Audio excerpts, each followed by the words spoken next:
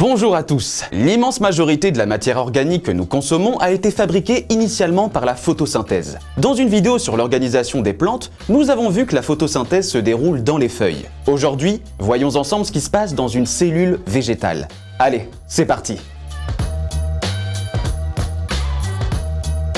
En colorant des cellules végétales éclairées à l'eau iodée, on observe la présence d'amidon dans les chloroplastes. C'est donc dans ces organites de couleur verte que la matière organique est fabriquée. Au microscope électronique, on voit que ces chloroplastes possèdent des sacs membranaires, les thylakoïdes, baignant dans un liquide appelé stroma. Par chromatographie, on montre que les thylakoïdes possèdent de nombreux pigments, dont la chlorophylle. Ces pigments sont capables d'absorber une bonne partie du spectre lumineux. L'excitation de ces pigments est à l'origine d'une cascade de réactions chimiques. En manipulant des suspensions de thylakoïdes, Hill a montré que le dioxygène n'est libéré par photosynthèse qu'en présence de lumière et d'un oxydant puissant.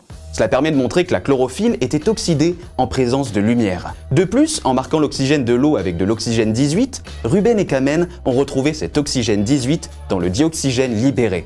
Cela a permis de préciser le déroulement de la phase photochimique de la photosynthèse. Grâce à l'énergie lumineuse, la chlorophylle oxyde l'eau, ce qui libère du dioxygène, des coenzymes réduits appelés NADPHH+, et de l'énergie sous forme d'ATP.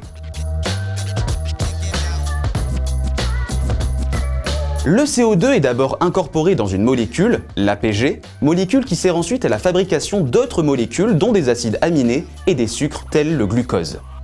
Cette étape est la phase chimique de la photosynthèse. Elle se déroule dans le stroma des chloroplastes et nécessite des coenzymes réduits et l'ATP fabriqué lors de la phase photochimique. Voilà, vous savez maintenant comment la plus grande partie de la matière organique est fabriquée sur Terre. Ah, et une dernière chose, cette petite usine ultra perfectionnée proviendrait d'une ancienne bactérie avalée par une cellule pré-eucaryote il y a plusieurs milliards d'années.